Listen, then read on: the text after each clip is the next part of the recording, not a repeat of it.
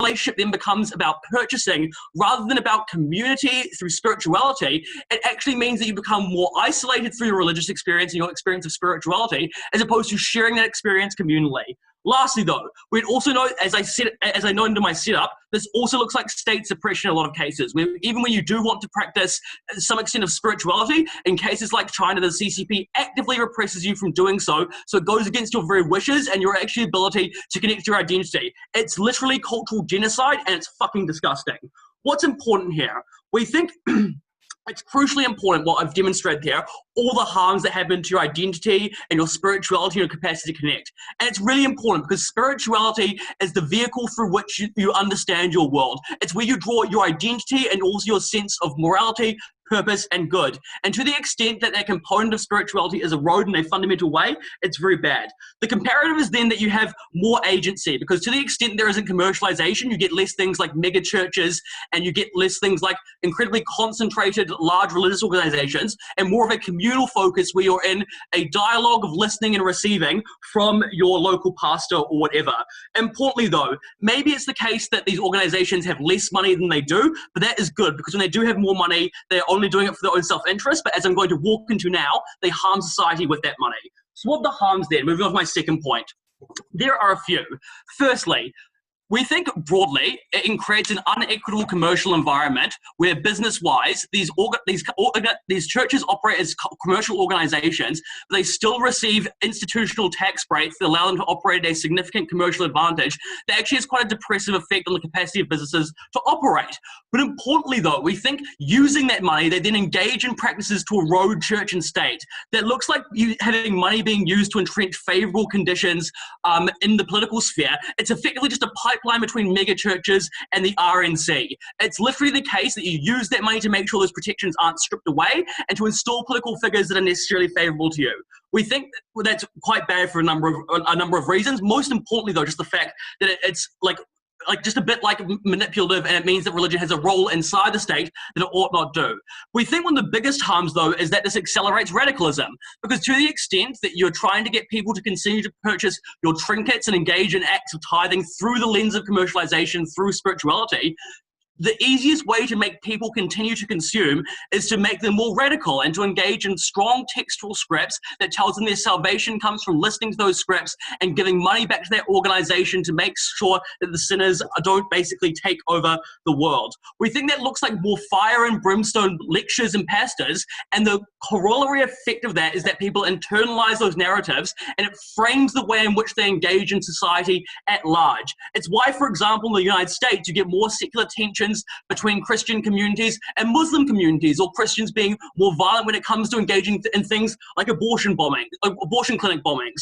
We think the comparative here is that in the absence of all that money being used in that manner, and because there's a strong norm now against and participating in that behavior, churches resort back to being small organizations that instead try to operate in a communal manner, and those harms do not manifest. We're so proud to propose. Okay, thanks for that speech. Now I'd like to welcome the first negative speaker to introduce the case for the negative. Can I be heard? Yeah. All right.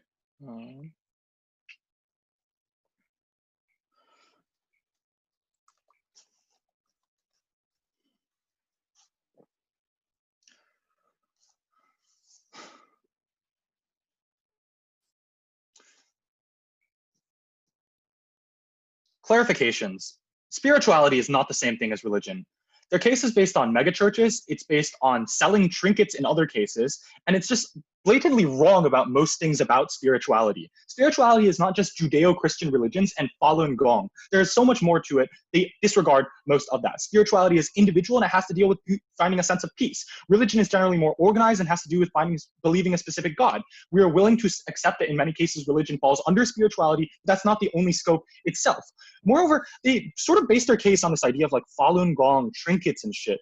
So this is just kind of like, I'm sorry, what the fuck? Like, the Falun Gong stuff is wrong. It's classified as a terrorist group in China. It's not an actively practicing group insofar as any meaningful sense of that word.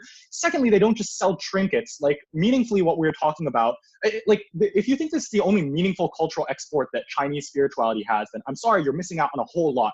The things that we're talking about are much more expansive. We're talking about things like, for example, having the translation of spiritual or religious texts in the very first place. Like, for example, the Tao Te Ching being translated to English. Like, for example, having yoga classes and tea houses brought over to other countries that currently don't have them, or places that currently don't have them. It looks like in some cases, yes, for example, selling incense in front of a temple, but in many cases that is necessary for upkeep in the very first place. It looks like having things like Tai Chi classes and having group meditation sessions to overcome trauma. These are all cultural exports. These are all commercialization. Yes, they are related to money, but they also have a confluence of other influences. They also have other influences that are brought in. They think that the only thing that is important is charity in the church. We contest that framing and characterization as well. In many cases, it's about relationships to, for example, the world outside of you, your ancestors, spiritual bodies, nature itself. These types of things are not just related to charity or well-being. We don't think that everything within spirituality is purely related to money.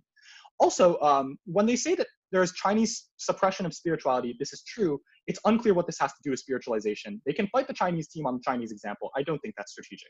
Next thing they say is, look, this is just pure commercialization. That's a really, really bad thing.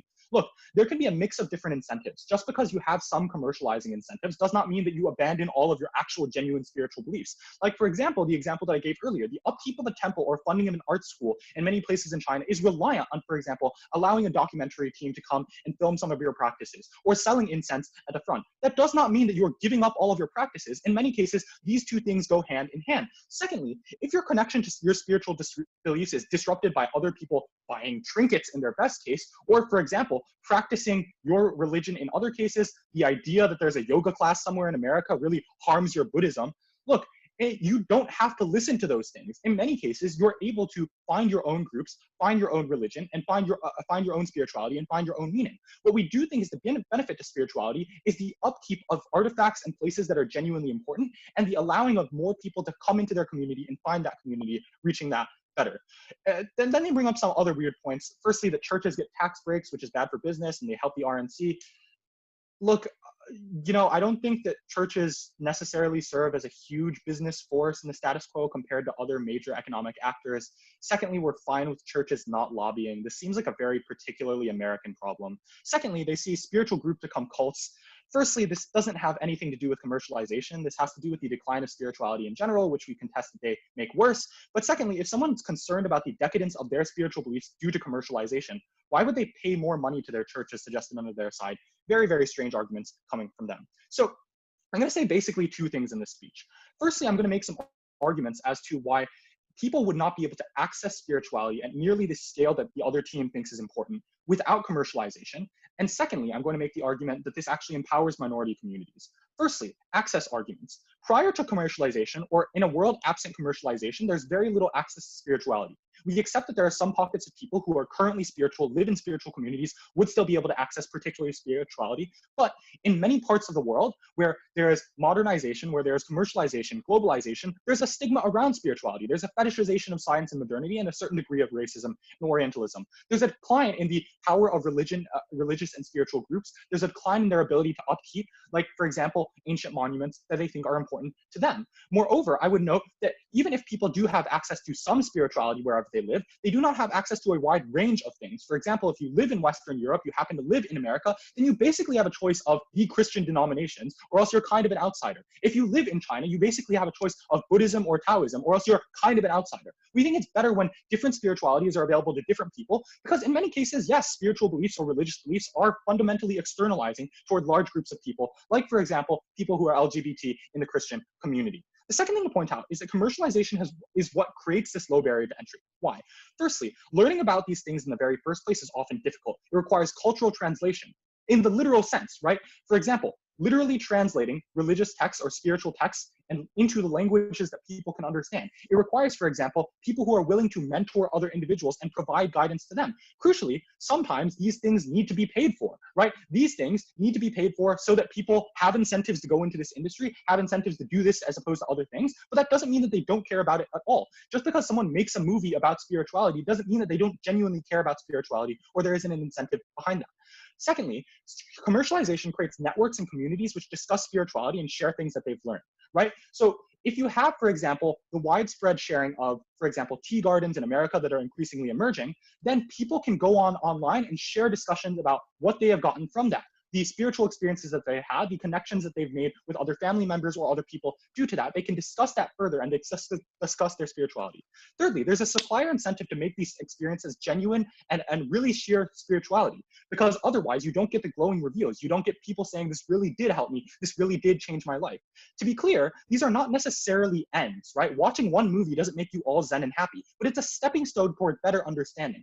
Crucially then, we think that this is really important because allowing more people to access a larger group of different spiritual beliefs means that there are billions of people in the world right now who are trapped in the hedonic treadmill, who are working under capitalist superstructures, who feel like they're working day in, day out for things that they are not finding meaningful, working toward ends of money or promotions, but not really knowing what the end goal is. We think that allowing these people to at least make steps towards spirituality, a worldview that says you can have validation, you can have meaning, you can have connection to things outside of you, independent of your achievements as a capitalist, that's really meaningful. They didn't engage with that on their side of the house. But secondly, I think I want to give a response on the idea of minority communities.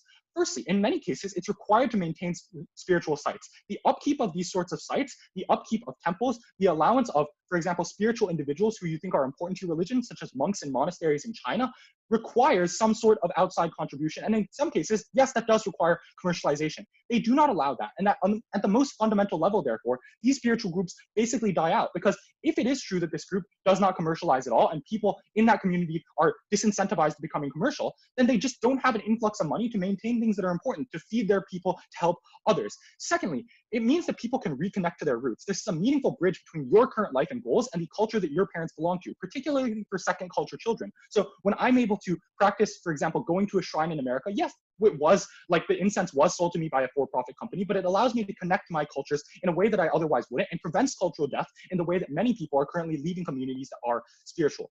Finally, I just think it's likely that minority communities are empowered in this sense because people love authenticity. If it's just a white director going into these communities, filming and taking some pictures and then leaving, they get criticized heavily. They have a strong incentive to get people who actually speak the language, who actually know the practice, who actually want to engage deeply in that respect.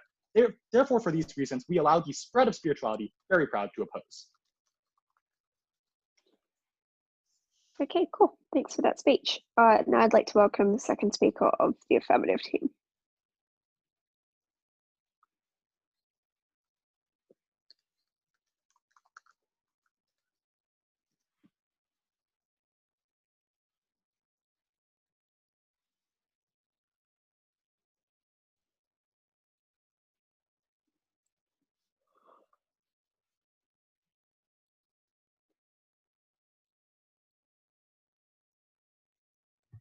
Hi, can you hear me? Yeah. Cool.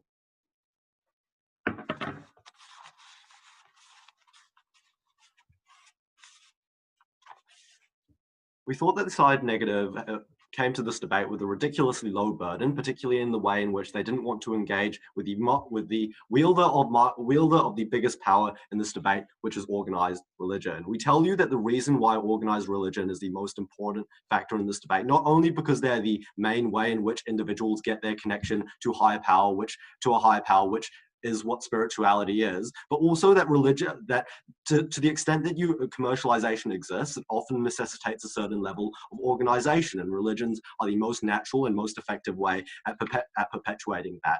It then follows that because religions are the bigger, sorry to use economics terms, have essential monopoly in this market, they're able to exercise market power in incredibly coercive ways. Firstly, in a piece of extraneous rebuttal about being able to get things translated or being able paying for upkeep of temples. Look, we think the reason why those temples have existed for thousands and thousands of years is because people have been continually willing to upkeep them before capitalism. We think they'll continue to do so after capitalism, and probably can survive on donations. It was never really the case that there was like a dramatic erosion of the quality of these temples to begin with, and we refute that premise. So, two issues in this debate. Firstly, to what extent does the erosion of faith exist? And secondly, what are the impacts to society at large? And the first thing that we say we note as the premise at the beginning of our speech is that we prefer a strong connection to religion as opposed to a shallow connection to a religion. And we gave you the reason that we would prefer a world in which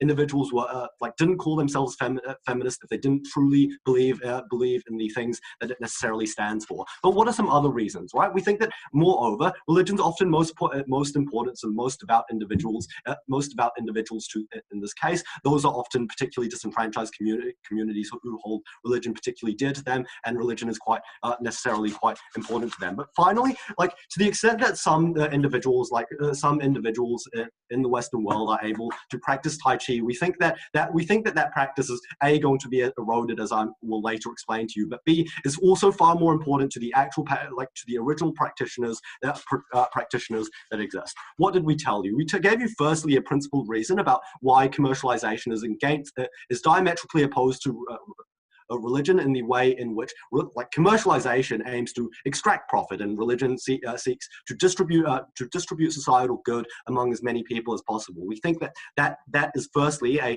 tension that commercialization of religion is not able to resolve, and they haven't responded to that in that case. But moreover, we told you that it puts people off, right? And the only response that we heard from them is that people can just change their religion, which we thought was particularly odd, given that individuals often care quite deeply about their religion and often find it quite hard to change their entire belief set. So we don't think that exists in that case. But finally, also what wasn't responded to, we told you you get less community engagement because you have a moral licensing effect to the extent that which you're able to justify your misdeeds by giving your tithe or giving your money to your megachurch. That means that you're less likely to engage in charity. But moreover, what was woefully unresponded to at first negative is the material we brought to you about state suppression. And I want to expand on this and talk about the way in which the Falun Gong is repressed in China, because it was not true that they were completely erased. In actuality, they're allowed to operate in a very, very limited form to the extent that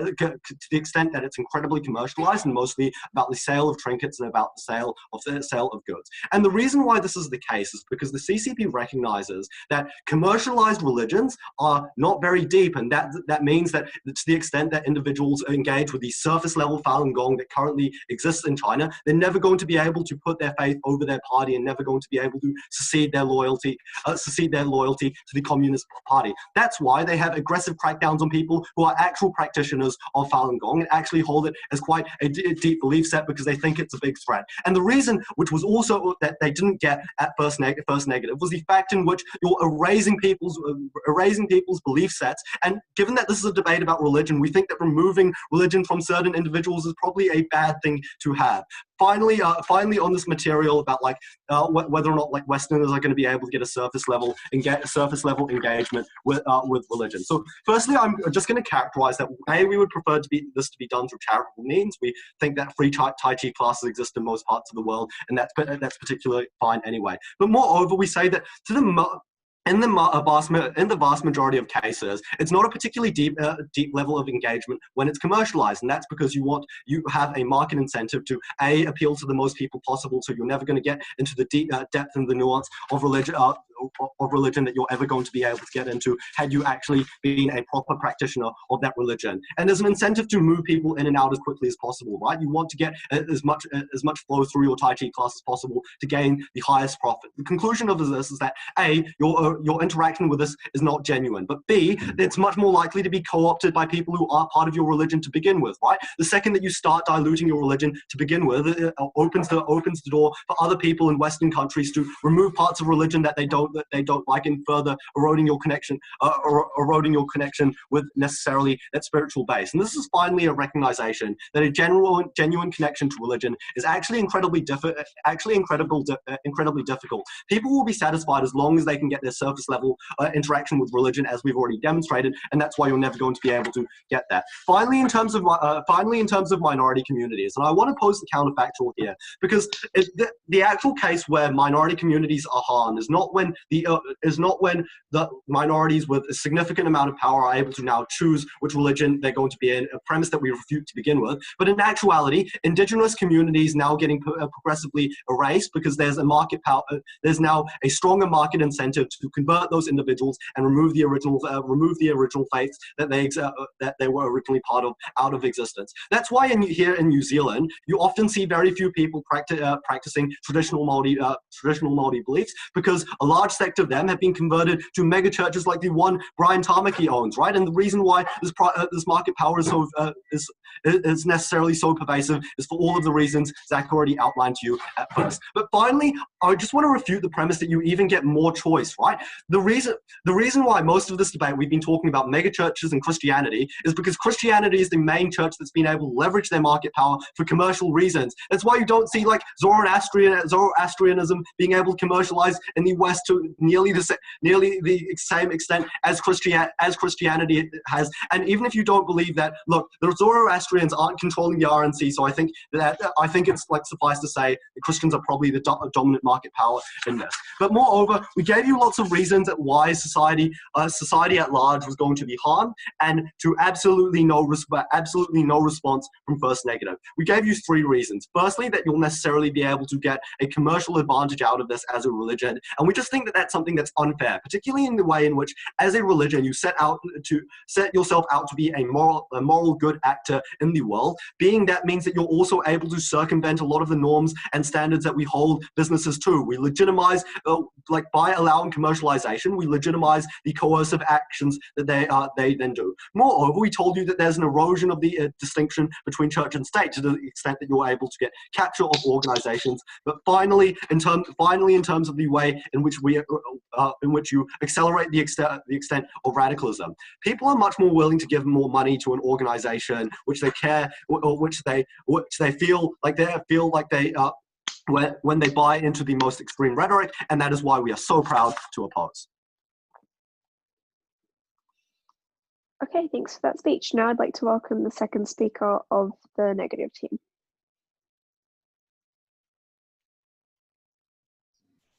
Hi, am I audible? Yeah. Thank you.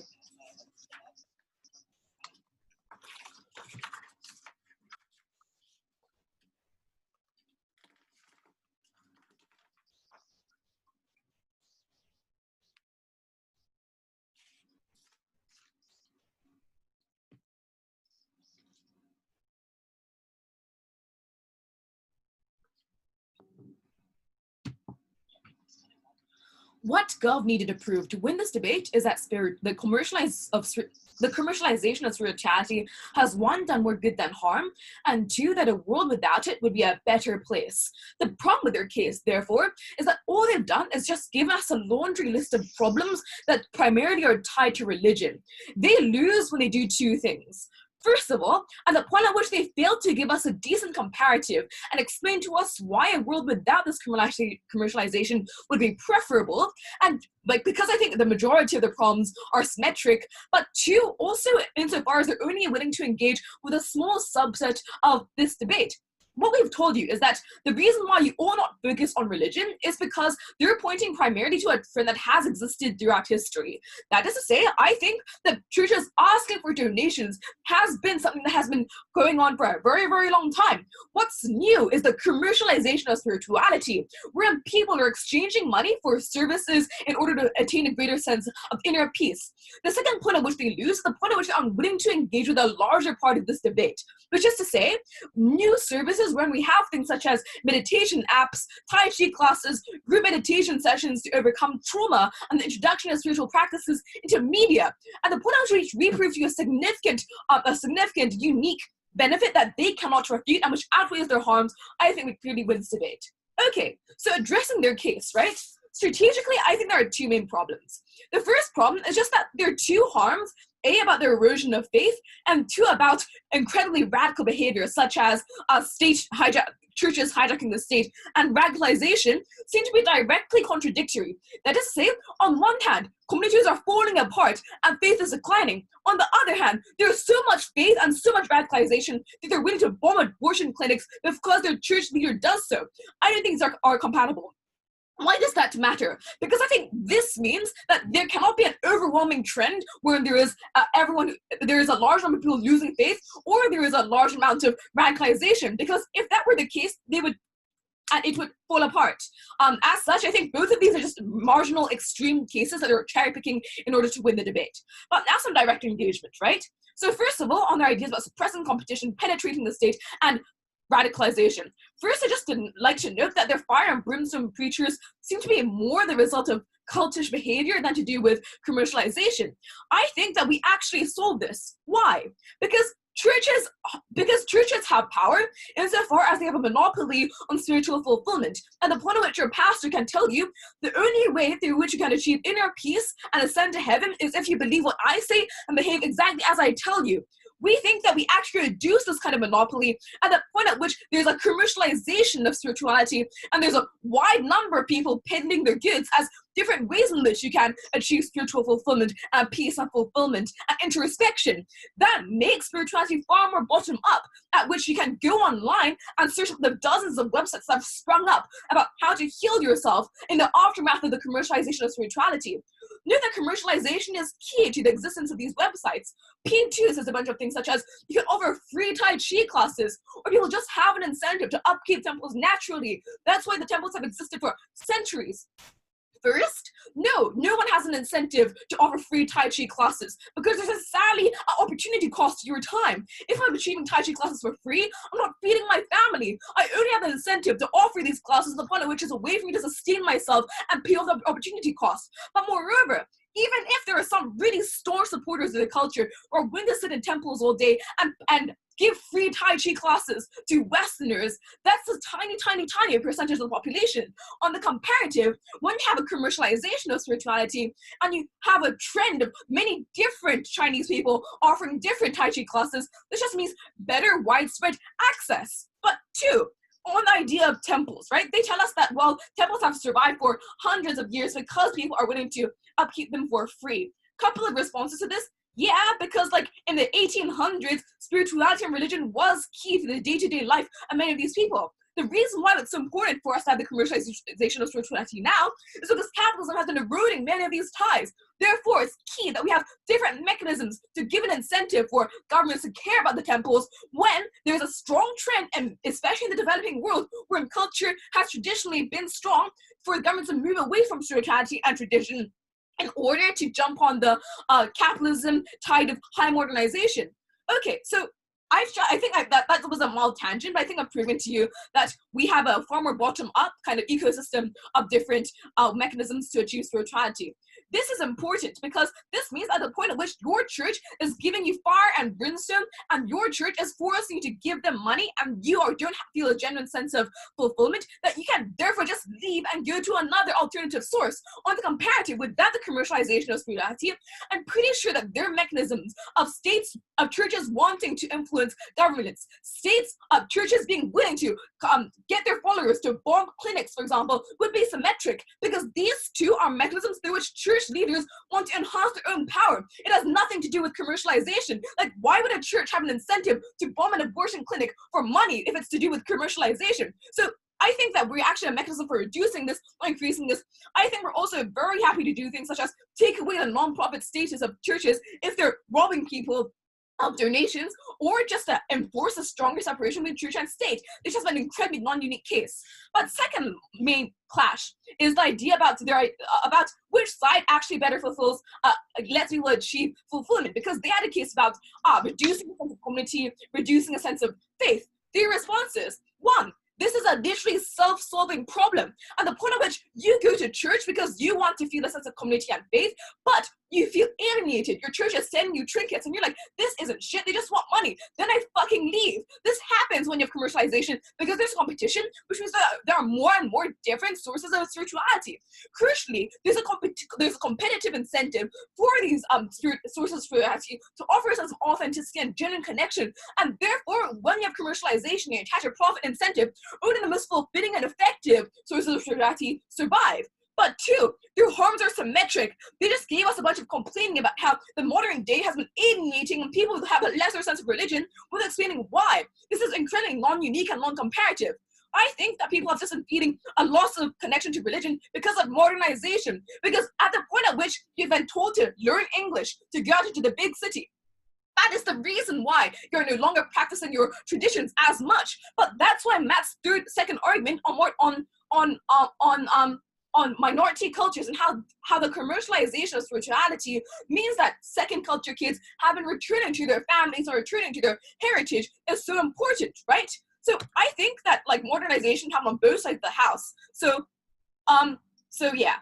Thirdly, let's just weigh what they told us against us, right? They just, the second speaker just said, but your connection is not genuine. Why not? People wouldn't continue to purchase these services because that's what commercialization is if they weren't feeling genuinely happy about it.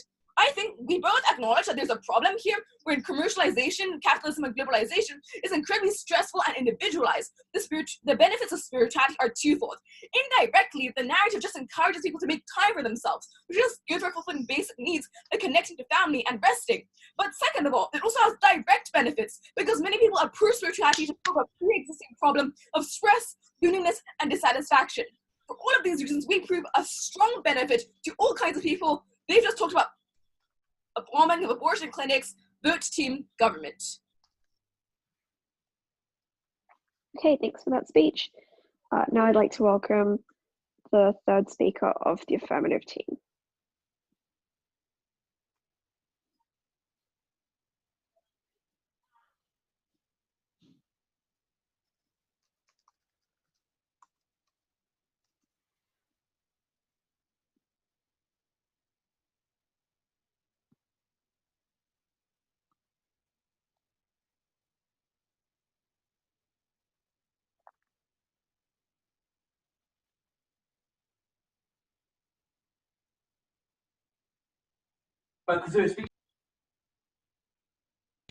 Hi, can you hear me?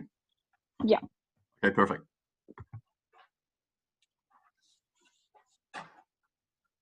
Cool.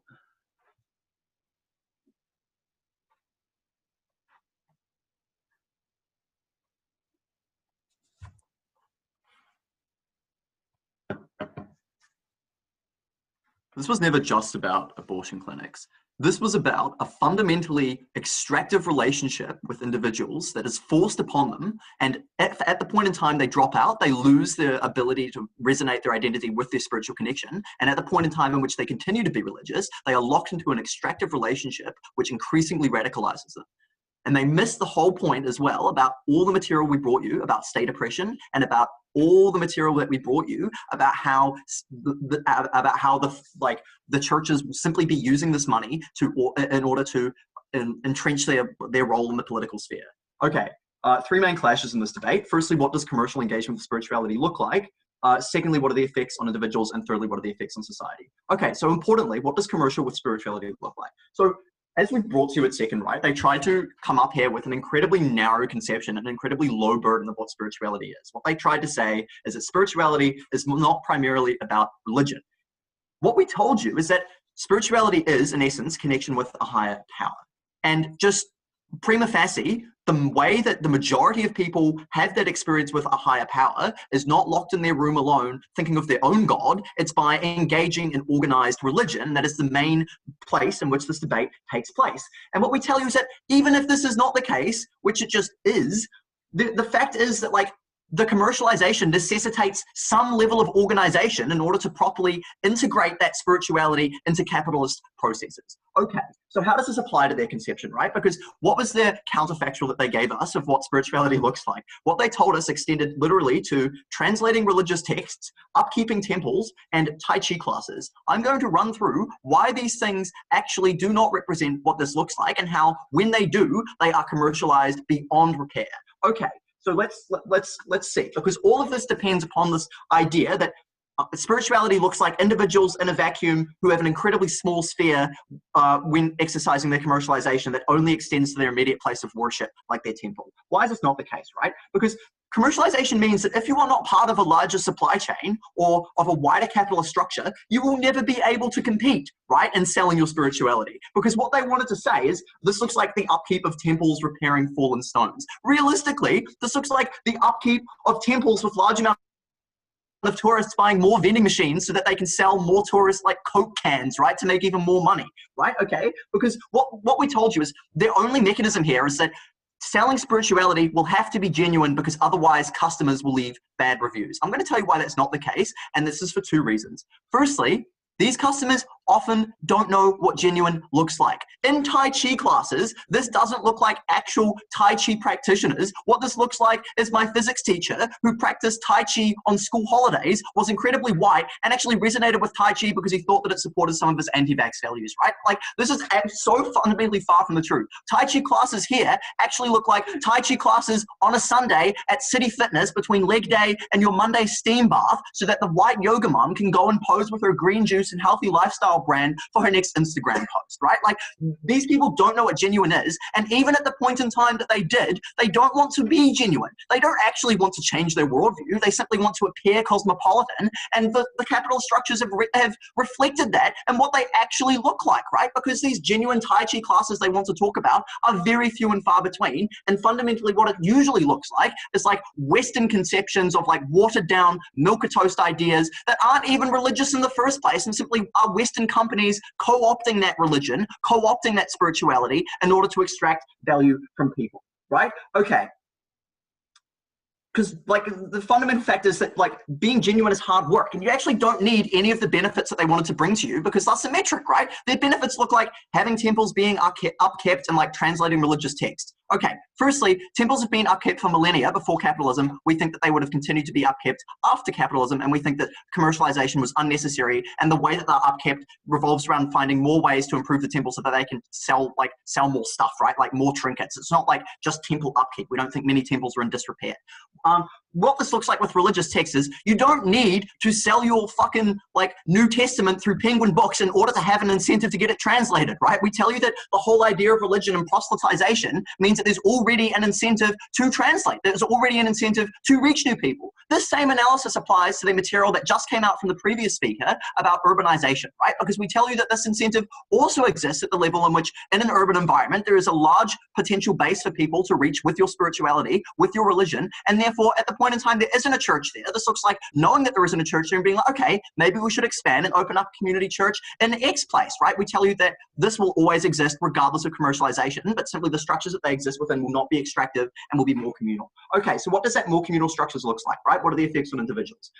They tried to say that, oh, well, all of this is like spirituality has declined, but for different reasons. What we told you is that fundamentally spirituality has declined because of commercial pressures. And this has resulted in two outcomes that we think that we can clearly delineate, right? Because what they tried to say here is they tried to be a little sneaky and say that we have a tension in our case between individuals whose faith is eroded and then also saying that people are being radicalized. No, unfortunately, it's not a tension, it's nuance. Why is it nuance, right? Because we see two types of people. We see firstly the people that drop out of being religious because they're abhorred by the fact that religion has become so capitalistic and they simply don't think it resonates with them anymore. Secondly, we see that those that do choose to stay religious are the ones that are continue to have wealth extracted from them, continue to be a smaller, more further, more radicalized base, and that's what all of the megachurch material applies, that they simply wanted to brush out of the debate, but unfortunately they can't get away with that. Okay, so why is that bad, right? This is bad for two reasons. Firstly, for the individuals that simply stop being religious, we think that that's not something to brush over. We think this looks like them losing their vector of identity. We think this looks like them losing their ability to reconcile their worldview with how to live a godly life because they think this religion has been taken away from them because it's been usurped by elite capitalists that no longer represent what their religion stands for and are no longer able to practice it. We think this is a massive loss for them. What we also say is at the point in time in which people are radicalized, we see massive harms to them as well, right? Like, and I'm going to talk about those in a second. Like the comparative is not what they tried to strawman by saying it's believing everything your pastor says, right? The comparative looks like coming to church and having communal discussions that are based more around ideas of meaning and living a godly life, and having that like cultural and community kind of having that cultural and community negotiation about what religion should mean to you and what religion looks like, rather than the primary function of that religion to be to extract value from you, right? To the extent that religion performs a communal role in the status quo, it is with the goal of locking you into an extractive relationship through shame and coercion, such as like penance and tithes, and like shaming those in the community that do not contribute enough, rather than genuine seeking for meaning, right? Like, they base their temple analysis on the idea that spirituality is declining. It's declining to the extent that the quality of the service has deteriorated because of commercialization. Okay, effects on society. Obviously, like, people become more violent and hostile to other faiths. We think this is like incredibly terrible, especially between very secular and very Muslim communities. We say this is also incredibly harmful at the point in time that churches engage in political capture of political mechanisms. We tell you that churches, this looks like pipelines to the RNC at first. This was never properly responded to. We tell you that this looks like donating millions to the Koch brothers through megachurches. We tell you that this looks like pushing even more conservative opinions in public discourse. And finally, we told you about the Falun Gong. We told you that this looks like the oppression of the individuals to access religion, because rather than being allowed to have a proper interpretation of that religion and practice that religion properly, you are only allowed a milk-a-toast commercial version, because otherwise it's a threat to the state. And then Falun Gong people get their organs harvested as the cherry on top. For these reasons, we are proud to affirm. Thank you. Okay, cool. Thanks for that speech. Now I'd like to welcome the third speaker of the negative team.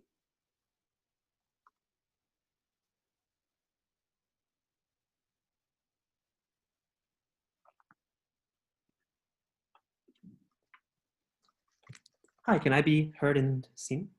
Yep. Cool. Give me a second to pull up my No worries. thing. Okay, cool. I want to talk about three things in my speech. First of all, how this affects different institutions, namely that of religion. Secondly, how does this affect access to spirituality? And finally, on authenticity. So firstly, let's talk about the idea of religion. Given that this is a regrets motion, the outcomes of team government are contingent on a favorable counterfactual, basically one in which churches are altruistic and selfless, as they would say. But the problem is, this isn't one they proved as likely at all. Because unless this type of commercialization happened 4,000 years ago, churches have always been malicious and extractive for literally thousands and thousands of years. For example, the Catholic Church doesn't exactly have a great track record. They have constantly been abusing people. Priests have always been greedy. So it is deeply unclear to me how this marginally changes anything in the vast majority of religions that they're talking about that are so evil. They would behave in the exact same way regardless of this. But let's deal with their analysis anyways. The first thing they said is that religion is now uncompetitive as a business and gains political power. I think there are two things to note. The first one is this: we don't support the small minority of cases in which this happens, namely that of America, where they actually can lobby governments. But two, churches have always been rich. Like, if you look at the Vatican, they've literally held billions of assets for literally thousands of years. So if they still have this money and still have this power, it's unclear to me any additional revenue they generate from commercialization and selling trinkets contributes to this at all. Like, they have literally thousands and thousands of dollars in their own hoards. The second thing they said is that you accelerate radicalism now because people are dedicated, and when they're dedicated, they will donate more money. But the problem is, again, churches don't just want members because they can commercialize spirituality. They want members because they want their churches to survive, because they see that religion is declining, because people who donate more are still good for them and they can get more as greedy priests. So yes, maybe this is an additional incentive to make people a little bit more radical, but they already have hundreds of other incentives to make people as radical as they can be and as dedicated to the religion that they can be anyways. So on religion, they don't change anything at all. But secondly then, let's talk about minority communities as an institution, because they had very little engagement at all on this. We told you about the upkeep of temples and the preservation of cultures that occurs on outside of the house. They only gave us two responses to this. The first response they said is that, but you only upkeep pieces with lots of tourists, and now when you upkeep them, there are vending machines all over the place. The problem is, on our side, first of all, I don't see why vending machines are a problem. Like, if you can enjoy beverage, that's fine. But second of all, there are far more tourists on our side of the house, precisely because it's been commercialized, precisely because these types of places have been preserved so well, so people come and visit them from all over the world. So yes, we have billions of tourists on our side of the house, maybe of a few thousand. That means it's a lot less money to actually upkeep these places. The second thing they said, and this is really absurd, is that you would have upkept these places anyways because they've been upkept for thousands of years. There were two responses to this. The first one is that the civilizations that upkept them in the past no longer have the ability to do so or don't exist anymore, so obviously that doesn't make any sense. But second of all, there is a massive cognitive bias, right? Because obviously you remember the monuments that have been upkept, but you don't remember any of the ones that have been destroyed. And look, basic fact check here, the vast majority of architecture created in humanity over the past 5,000 years has been destroyed. So this doesn't make any sense at all. And it's far more likely they would have been destroyed on their side of the house and relegated to dust. So this is just deeply untrue, and we vastly win on minorities. Secondly then, let's talk about the idea of access to spirituality. We told you that a world of nonprofits is a sparse world indeed. And if they care about accessibility at all, we clearly win this clash. And here's just want to contest how important religious groups are.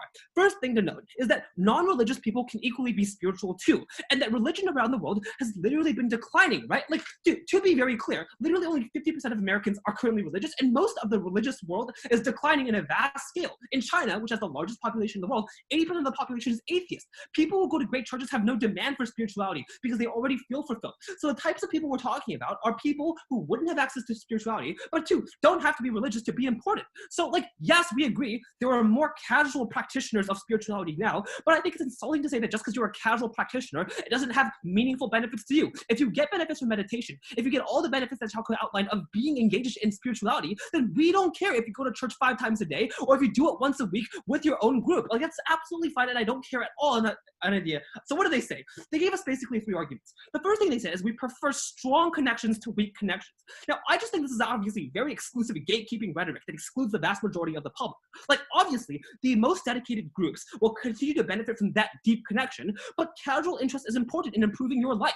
It, like, encourages you to care about yourself. And I don't see why, even if it's casual, that doesn't matter, because it obviously improves the lives of millions of people, given the context that we've set out, which is that in a capitalist structure, it's far more difficult to feel happy, to feel fulfilled, when everything around you is just telling you to accumulate wealth. Spirituality gives you that non-material connection. Second of all, they say you put people off of faith, right? There are 2 things to note about this. The first one is we've already vastly outweighed this argument, right? For the very reason the vast majority of people we're talking about don't have to be intricated with their faith. But second of all, that religion is not the same as spirituality, right? So if we make people more spiritual in aggregate, then we don't really care about this. The third thing they said is that there's less community now, because now there are things like indulgences and buying off your faith.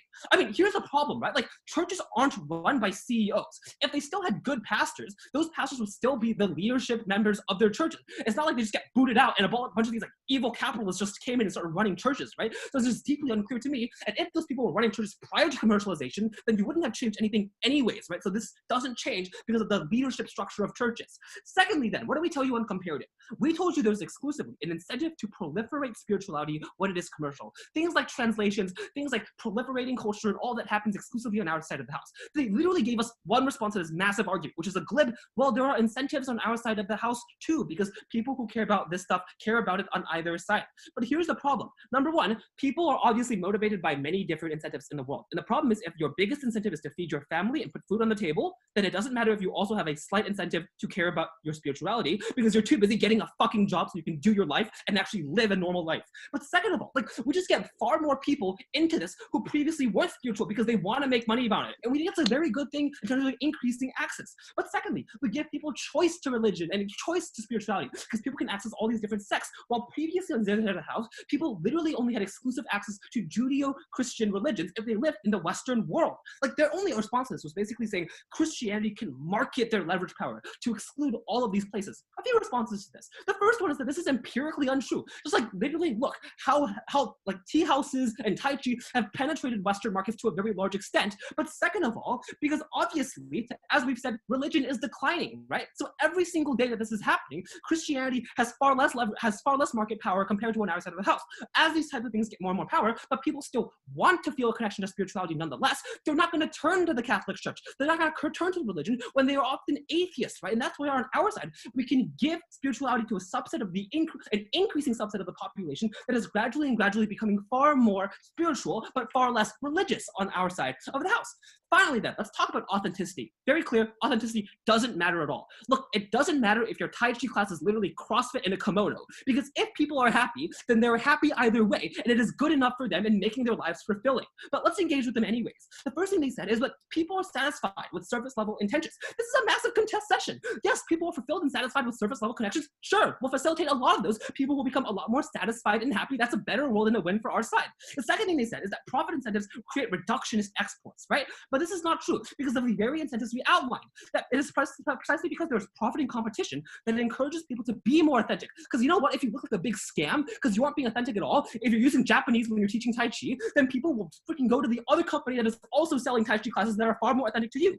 The final thing they then said is that you're likely on their side of the house to get more community discussions. Like, obviously, if these community discussions are helpful and beneficial, it is unclear to me how they would trade off. It is unclear to me why the creation of Tai Chi classes and tea houses means people wouldn't meet together in communities anymore when they still already extract massive benefit from that, and it is deeply unclear why exactly that would happen. So in our side of the house, we think that we massively benefit authenticity, we increase access, which is the most important thing, and religion just doesn't matter at all. So for all these reasons, very happy to oppose.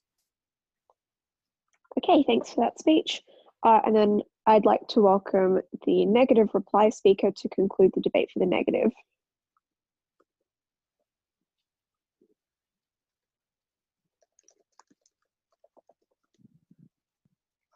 Can I be heard? Yeah.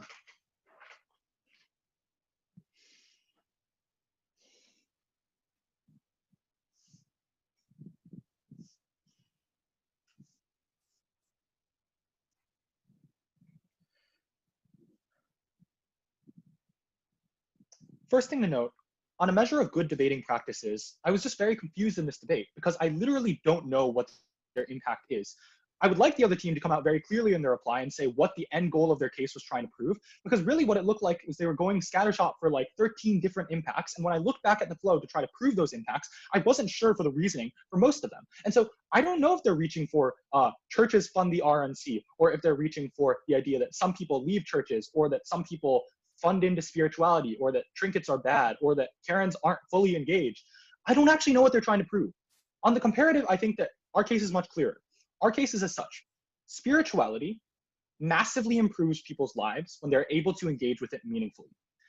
Billions of people around the world right now are not able to meaningfully engage with, would not be meaningfully able to engage with spirituality under their side of the house, both because their cultures are dying if they belong to a currently spiritual culture that they would like to engage in but cannot on their side, or because they do not have access to a spiritual belief that represents them right now, because the megachurches that they talk about under their side aren't representative, and there is no reach at all from minority communities outward, because there's no incentive or ability for these communities to leave, proselytize, and spread these beliefs. We think that spirituality is massive. It cannot be underweighed in this debate. Just to give some very clear and easy weighing, spirituality helps people. In the context of capitalism, particularly because so many people are deeply unfulfilled in their lives right now. They're working so hard. They're working for money. They're working for promotions. But at the end of it all, they do not feel satisfied. This is not just middle-class Karens. This is often poor communities who carry the greatest burden of capitalist narratives, who are told that they are failing their children, who are told that their lives are not good enough.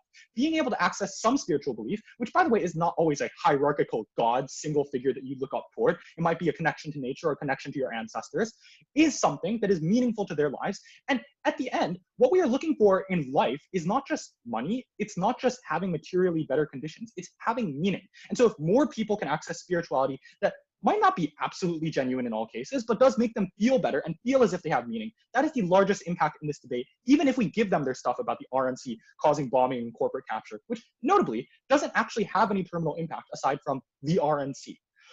Also, in terms of people becoming radical and state capture happening, firstly, we already gave you analysis and first as to why this doesn't happen in countries outside of America. We have no reason to believe that churches have the ability to contribute or lobby, or that we have to support it on opposition side, but also that people no longer have to be members of terrible churches and feed into the massive voter bloc that the church has under their side of the house. So I think that we obviously win on this clash. So firstly, the spirituality of minority groups. To be clear, minority groups cannot survive on their side because temples and important artifacts cannot be preserved. They say they have been preserved. Firstly, there's a cognitive bias here, but secondly, the groups that are preserving them are very poor now because governments trending toward not supporting them unless they are megachurches. So to be clear, yes, megachurches will be fine. Groups that governments support currently will be fine, but groups that are neglected by these governments absolutely will not be fine. This is the first reason to believe that these groups just completely go out. Secondly, though, cultural death via lack of funds and leaving children. The fact that people of these communities cannot justify staying within these communities and being spiritual anymore because there's no way to make money being spiritual. There's no way for them to say to their kids that they have to stay here. And so their kids go abroad and have no ability to connect to that culture in the first place. It's unclear how people lose their faith. You still have a temple, you still have your own community. Why does the fact that someone's running a Tai Chi class in America influence you? But notably, there's also the spread of spirituality toward other groups. What they say is, look, megachurches convert people and oppress people. Unclear how this happens. If these Tai Chi groups are truly having appeal, it's unclear how the megachurch stops your classes from happening in the first place. And notably, when people who practice minority spiritualities are incredibly poor, churches have the greatest ability to leverage power over them because they still have money under their side of the house. Notably, they say, look, the spirituality will spread no matter what. No, you need to incentivize people to do this. It's not fair to say that just because you're of a minority faith that you should offer classes and support for free. Therefore, we provide more interest, we provide more genuine interest. That's the clearest impact in this debate. Very proud to oppose. Okay, cool. Thanks for that speech. And then now, to conclude the debate, I'd like to welcome the affirmative reply speaker.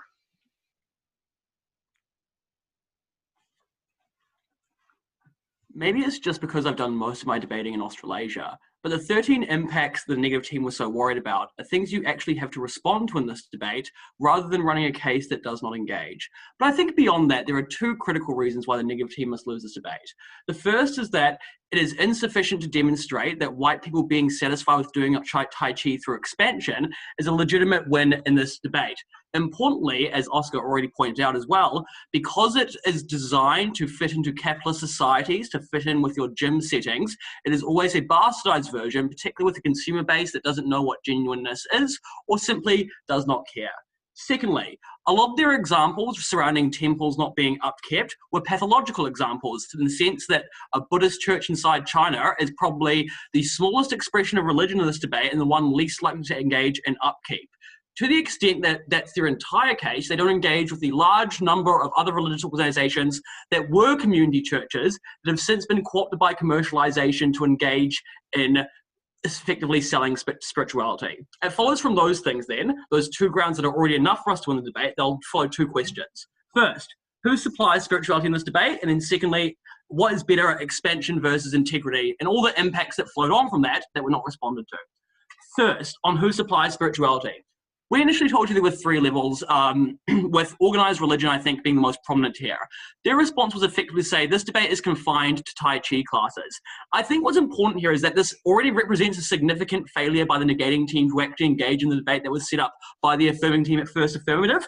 As my second speaker, Chenchen, pointed out, they were the dominant supplier of providing spirituality, and importantly, to the extent that you supplied spirituality, it necessarily meant that you had to become organized to be more competitive. But even to the extent it was only Tai Chi, this debate was so ludicrously narrow that was an incredibly low burden imposed by the negative team. They still did not win because it was not good, which I'll look into my second point. Importantly though, there were still independent grounds we won the debate on otherwise. We told you there was state suppression of religious forces at the moment that only allowed them to engage in commercialization, such as the Falun Gong, who the negative team offensively labelled as terrorists. We think what actually happens here is that under our world, you remove those pressures. And the response at third negative was to say, you're assuming a favourable counterfactual. And look, to be honest, I don't think they understand how fiat works in this case. Because yes, we can't fiat in every temple being funded perpetually into the future, but we can say that there is a norm that operates in society in our counterfactual that prevents organizations from engaging in this behavior. To the extent they want to talk about the Catholic Church having commercialized for decades, we would still regret that, funny enough. More importantly, this is about those churches that were local, commercializing aggressively. So what I've demonstrated here, I think importantly, is that this debate does have a large organized religious component, and I'll walk on to the impacts here.